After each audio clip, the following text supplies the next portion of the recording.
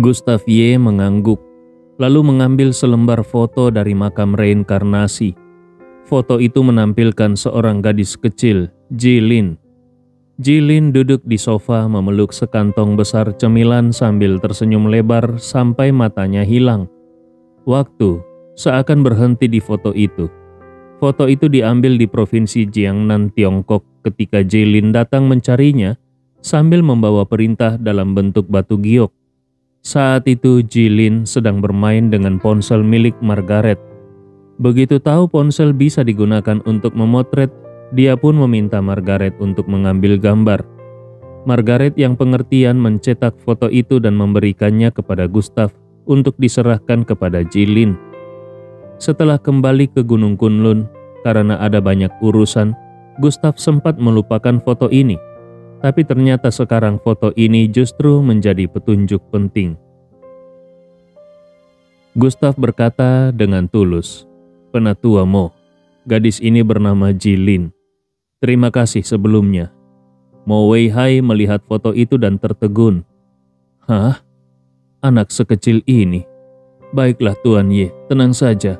Aku akan melakukan segala yang kubisa." Setelah itu Mo Weihai langsung pergi dengan tergesa-gesa. Jelas sekali Mo Weihai pergi dengan tergesa-gesa karena urusan Jilin. Gustav baru saja akan menutup pintu, namun tiba-tiba pintu itu didorong terbuka dari luar. Saat Gustav mengangkat kepalanya, ternyata Mo Ruven dan Mo Ning yang datang. Gustav bertanya penasaran, "Kalian ada urusan apa?"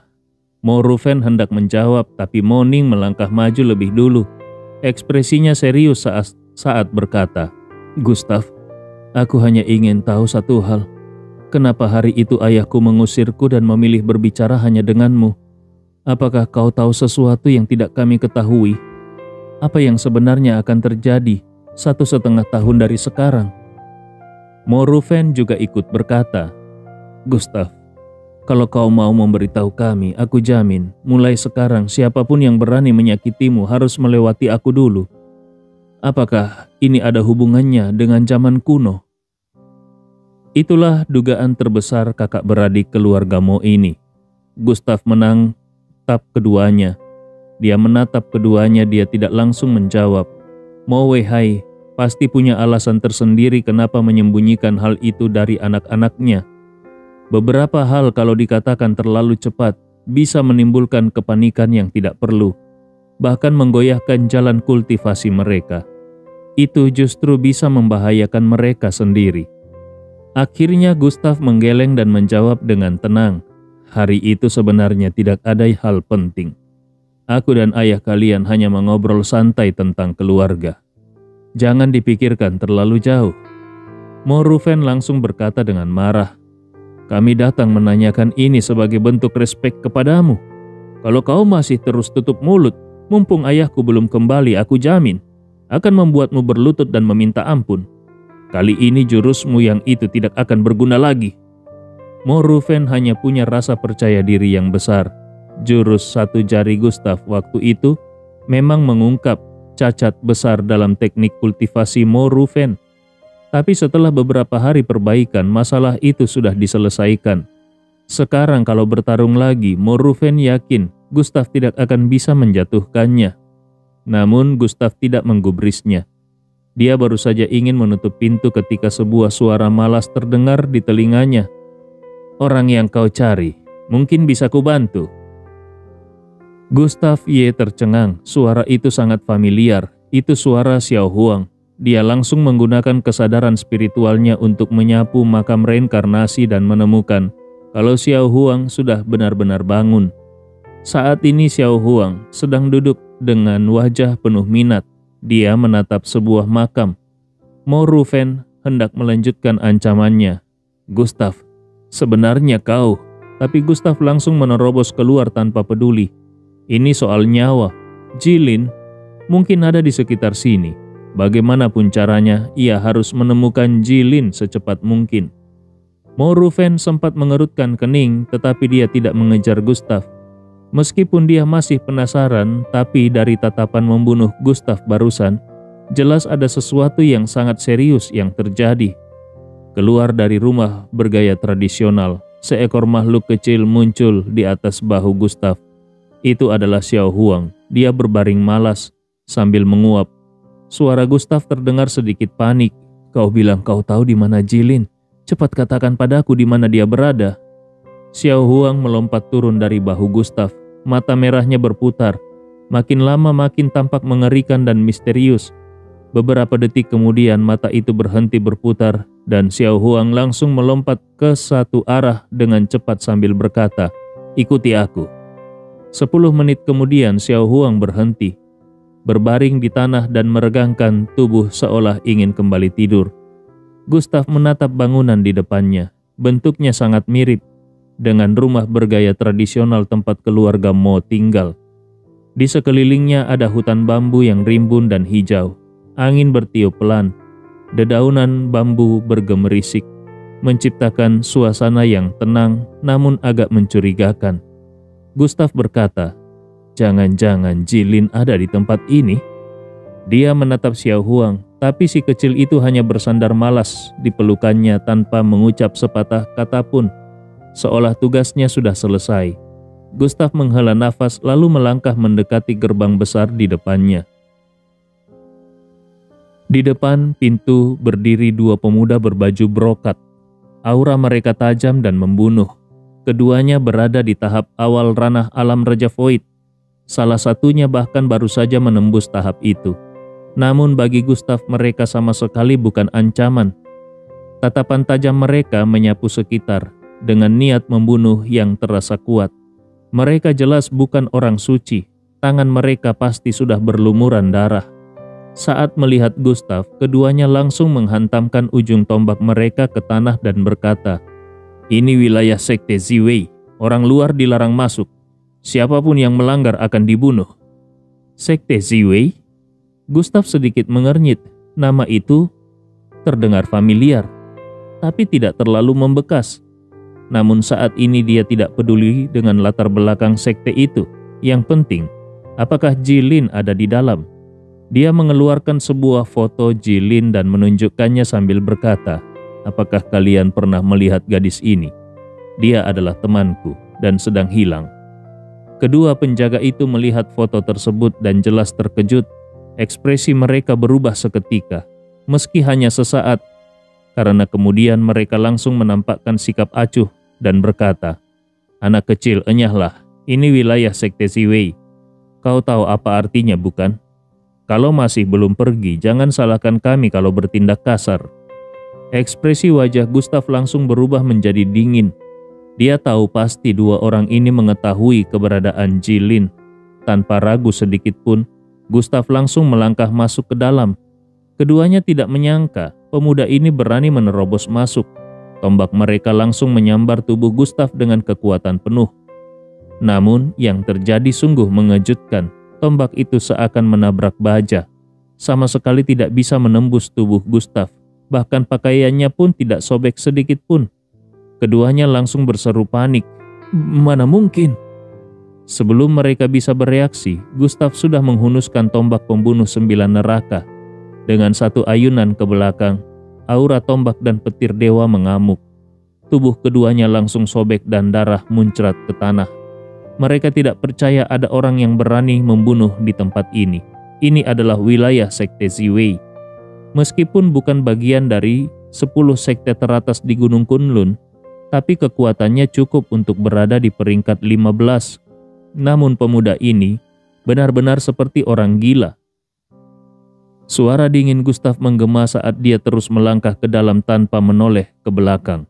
"Mungkin kalian tidak bersalah, tapi Jilin jauh lebih tidak bersalah." Banyak murid Sekte Ziwei sedang berlatih di dalam. Ketika melihat Gustav, mereka memang merasa heran, tapi tidak menaruh curiga. Lagi pula menjelang pertemuan besar keluarga Han, banyak sekte memang saling berkunjung. Namun mereka tidak tahu pemuda ini membawa badai besar bersamanya. Gustav pun mulai bergerak sungguhan. Gustav menyapukan pandangannya ke sekeliling, tetapi dia tidak melihat sosok Jilin. Alisnya mengerut. Dia ingin menyebarkan kesadaran spiritualnya untuk mencari di seluruh halaman. namun ternyata itu sia-sia. Halaman bergaya rumah tradisional Tiongkok ini juga dilindungi oleh formasi yang sangat kuat, sehingga tidak mungkin menggunakan kesadaran spiritual untuk mencari seseorang. Gustav berdiri di tengah halaman, sementara berbagai macam informasi terus-menerus terdengar di telinganya. Tiba-tiba, secara samar-samar, Gustav mendengar suara tangisan anak kecil. Sumber suara itu berasal dari kamar kedua di arah tenggara. Tanpa ragu sedikit pun, tubuh Gustav seolah berubah menjadi angin puyuh dan dia langsung menerobos masuk. Beberapa murid sekte Siwei yang menyadarinya segera berlari ke arahnya. "Saudaraku, siapa yang kau cari? Tempat itu adalah wilayah terlarang sekte Siwei." Namun sebelum kalimat itu selesai, aura naga darah dari tubuh Gustav sudah meledak keluar. Semua murid sekte Siwei yang berusaha menghalanginya langsung terpental dan suara bentakan dingin meledak di udara. "Minggir!" Setelah itu Gustav tiba di depan pintu besar yang tertutup rapat. Tombak pembunuh 9 neraka langsung muncul di tangannya dan satu serangan dilontarkan. Formasi di pintu itu langsung dihancurkan tanpa ampun. Serpihan kayu beterbangan dan pemandangan di dalam ruangan pun terlihat dengan jelas. Ketika melihat pemandangan di dalam, amarah di dalam hati Gustav langsung membara. Di dalam ruangan itu ternyata terdapat ratusan kandang besi. Kandang-kandang itu tidak terlalu besar dan masing-masing dipenuhi dengan simbol penyegel. Dan di dalam kandang-kandang tersebut meringkuk tubuh-tubuh kecil yang mungil. Semuanya adalah anak-anak, anak-anak yang masih hidup. Kurang ajar. Gustav pernah mendengar kalau di Tiongkok masih ada penjahat tidak berhati yang melakukan perdagangan manusia. Tetapi dia tidak menyangka kalau di Gunung Kunlun, sebuah dunia yang penuh dengan para kultivator kuat, ternyata ada juga praktik seperti itu. Beberapa dari anak-anak itu bahkan begitu kurus hingga hanya tinggal kulit pembungkus tulang. Sungguh pemandangan yang memilukan. Gustav tidak tahu untuk apa sebenarnya sekte Siwei menggunakan anak-anak ini, tapi dia juga tidak ingin tahu dan tidak peduli. Pandangan matanya langsung mencari suara Jilin, dan akhirnya di dalam kandang merah yang terletak paling dalam dia menemukan Jilin. Saat ini Jilin sudah kehilangan keceriaan seperti biasanya. Tubuhnya membungkuk, bibirnya kering, rongga matanya dalam dan cekung. Dia terlihat sangat lusuh, mungkin karena cahaya. Jilin secara perlahan membuka matanya yang lemah dan menatap ke arah sumber cahaya itu. Sosok seorang pemuda muncul di sana. Saat melihat jelas siapa pemuda itu, tubuh Jilin yang lemah mulai gemetar dan dia tidak mampu lagi menahan segala tekanan yang dia alami selama ini. Dia pun langsung menangis keras. Selama bertahun-tahun dia tidak pernah menangis, namun kali ini dia benar-benar tidak mampu menahannya lagi. Semua emosi yang tertahan pun akhirnya meledak dan Jilin berseru. Mendengar panggilan seruan terhadap namanya itu, Gustav menahan amarah di dalam hatinya, lalu langsung menerobos masuk. Dengan tombak pembunuh 9 neraka dia menghancurkan kandang itu. Jilin pun dengan susah payah berusaha berdiri dan langsung memeluk Gustav sambil berkata, "Gustav, kenapa kau baru datang sekarang? Ini bukan mimpi kan? Ini semua salahmu. Kalau aku tidak berbaik hati datang mencarimu, aku pasti tidak akan seperti ini. Kau harus menggantinya dengan banyak cemilan. Banyak sekali." Jilin memeluk leher Gustav erat-erat. Dagunya bersandar di pundak Gustav dan dia tidak mau melepaskannya, seolah-olah dia baru saja kembali dari gerbang kematian. Jilin belum pernah merasa kalau Gustav begitu tampan seperti sekarang. Gustav menepuk-nepuk punggung Jilin lalu mengambil sebutir pil dari makam reinkarnasi dan memberikannya kepada Jilin. "Minumlah ini, pil ini akan membantumu." Jilin mengangguk. Setelah menelan pil itu, Jilin tiba-tiba menyadari sesuatu dan buru-buru berkata, "Gustav, hati-hati." Seketika secercah cahaya dingin melesat menembus udara. Gustav mendengus dingin, lalu dia mengulurkan tangannya dan menggenggam sebuah pedang panjang dengan kelima jarinya. Pedang itu langsung hancur berkeping-keping. Kemudian terdengar suara, "Berani sekali, ini adalah tempat penting sekte Siwei. Siapapun dilarang masuk, kau hanya mencari mati." Belasan murid yang sedang berlatih mulai mendekati Gustav. Bagaimanapun ruangan ini adalah ruang rahasia milik Sekte Ziwei. Tidak disangka rahasia ini justru diungkap oleh seorang pemuda yang tidak diketahui asal-usulnya. Karena itu, pemuda ini tidak boleh dibiarkan hidup. Teknik kultivasi Sekte Ziwei memang selalu istimewa. Untuk mencapai puncak atau bahkan melangkah lebih jauh, mereka membutuhkan energi murni, dan energi murni itu hanya dimiliki oleh anak-anak. Jilin bertanya dengan nada penuh kecemasan, "Gustav, orang-orang itu sangat jahat, tapi mereka juga sangat kuat. Apakah kau datang sendirian?" Dia merasa khawatir terhadap Gustav. Meskipun kekuatan Gustav memang hebat, dan Gustav pernah memukau banyak orang dalam pertarungan antara jenius di Gunung Kunlun. Tapi bagaimanapun juga Gustav hanya seorang diri. Bahkan Sekte Tianlan pun mungkin belum tentu mampu mengalahkan Sekte Ziwei. Bisa dibayangkan seberapa kuat kekuatan yang dihadapi Gustav sekarang. Gustav menyapukan pandangannya ke arah para murid Sekte Ziwei di luar. Hampir semuanya berada di atas tingkat alam Raja Void. Bahkan ada satu orang yang berada di alam Daiyuan. Namun selain itu sepertinya tidak ada ancaman besar lainnya. Kemungkinan besar tokoh-tokoh penting Sekte Ziwei atau para tetuanya sedang pergi menemui keluarga Han. Seperti halnya Mo Weihai. Tetapi kalau dia ingin membawa Jilin keluar dari sini dengan selamat, itu tetap sangat sulit. Tiba-tiba Gustav teringat sesuatu. Dia langsung memanggil keluar Xiao Huang dari makam reinkarnasi. Saat ini Xiao Huang masih tampak tidur. Gustav berkata, "Aku tahu kau hanya pura-pura tidur. Apa susahnya hanya menunjukkan jalan?" Xiao Huang membuka matanya dan meregangkan tubuhnya. Dia hendak berkata sesuatu, namun mata Jilin langsung berbinar. "Wah, lucu sekali kucing kecil ini. Gustav, kau membawanya dari Tiongkok ya? Bagaimana kalau kita dandani saja dia?" Begitu melihat tangan Jilin mendekat, Xiao Huang langsung melompat dari tubuh Gustav. Tubuhnya memancarkan kilatan petir satu demi satu. Gustav tersenyum tipis, lalu melemparkan beberapa botol pil ke arah Jilin dan berkata, "Kau bebaskan anak-anak yang lain, sedangkan para bajingan ini biar kami berdua yang urus." Jilin terlihat bingung. "Berdua?" Matanya melirik ke sekeliling namun dia tidak menemukan siapapun. Saat itu juga Jilin tampak seperti menyadari sesuatu. Tatapannya tertuju ke arah Xiao Huang di lantai. Sudut bibirnya berkedut. "Gustav, jangan-jangan yang kau maksud itu makhluk kecil ini? Sepertinya satu tebasan pedang saja, dia pasti sudah." Sebelum kata-katanya selesai, dia melihat Xiao Huang dan Gustav langsung menerjang keluar. Tombak pembunuh 9 neraka di tangan Gustav memancarkan cahaya dingin yang menusuk. Menghadapi para petarung alam Raja Void ini, pedang pembunuh naga surgawi jelas tidak cukup kuat untuk membunuh mereka secara langsung. Hanya tombak panjang dengan aura iblis yang menggulung inilah satu-satunya pilihan. Gustav berseru, "Hancurkan langit!" Dengan teriakan marah itu, tombak pembunuh 9 neraka milik Gustav menghantam aura pedang yang datang dari para anggota Sekte Ziwei, tanpa menunjukkan sedikit pun niat untuk mundur. Kabut hitam menyelimuti seluruh tempat, bahkan membungkus semua orang di dalamnya. Aura tombak itu meledak sepenuhnya, seolah-olah berubah menjadi beberapa naga iblis hitam yang turun dari langit. Dentuman demi dentuman terdengar tiada henti, dan aura pedang milik para murid Sekte Ziwei langsung dihancurkan dengan kejam.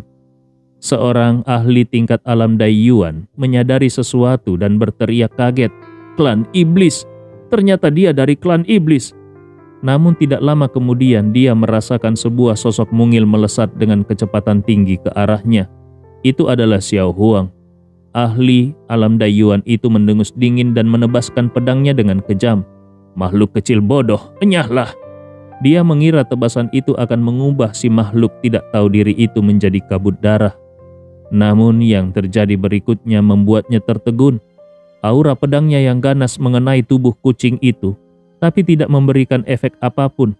Aura pedangnya seolah sudah diserap seluruhnya. Ahli alam Daiyuan itu terkejut. Apa-apaan ini?" Sebelum dia sempat memahami situasinya, Xiao Huang sudah melompat tinggi. Tubuh kecilnya menembus udara hingga 5 atau 6 meter. Cakar mungilnya berubah menjadi bilah tajam berwarna merah muda dan menebas ke bawah. Yang lebih mencengangkan, petir merah mengelilingi cakarnya, sungguh mengerikan. Ahli alam Dai Yuan itu tidak pernah menyangka kalau kucing ini ternyata bisa berkultivasi. Apakah kucing kecil ini binatang spiritual atau binatang buas? Sebelum sempat dia berpikir lebih jauh, cakar tajam Xiao Huang sudah menghantam pedang yang diangkat ahli alam Dai Yuan untuk bertahan. Terdengar suara berdenting dan pedang itu langsung hancur total. Daya kejut yang mengerikan merambat ke seluruh tubuh si ahli, seolah-olah gelombang kejut nyata menembus tulang dan dagingnya. Dan rasa sakitnya belum berakhir karena cakar Xiao Huang tidak berhenti. Bukan hanya pedang biasa, bahkan senjata tingkat tinggi sekalipun pasti akan tercabik habis oleh kilatan petir suci ini. Cakar dingin itu bagaikan pisau baja menusuk lengan si ahli alam Dai Yuan. Ahli alam Dai Yuan itu mencoba mengumpulkan energi sejatinya untuk bertahan.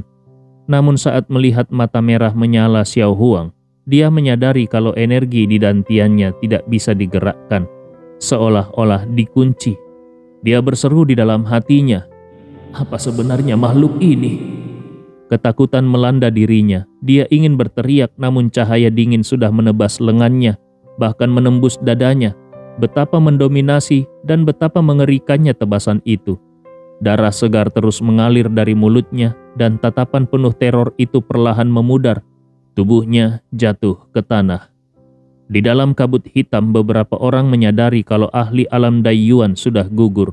Seketika mereka seperti kehilangan kepala naga. Teriakan panik bergema dari segala penjuru. "Kakak senior Liu tewas. Dia dibunuh oleh binatang itu." Semuanya langsung kacau. Dalam kegelapan, Gustav juga membantai beberapa murid sekte Ziwei. Dia melirik ke arah Xiao Huang dan berkata dingin, "Jangan biarkan satu pun lolos." Untuk sekte keji seperti ini, Gustav tidak punya sedikit pun belas kasihan. Mana mungkin orang-orang ini tidak bersalah? Kalau mereka punya nurani, sudah lama mereka meninggalkan sekte ini, bukan malah menghalangi jalan Gustav. Beberapa saat kemudian darah mulai membasahi tanah dan menyebar ke seluruh halaman luar. Angin dingin bertiup membawa hawa kematian, dan kabut hitam pun perlahan menghilang. Yang tersisa hanyalah seorang pemuda dan seekor binatang buas yang berdiri di atas bahunya. Cakar dan taring binatang itu masih meneteskan darah.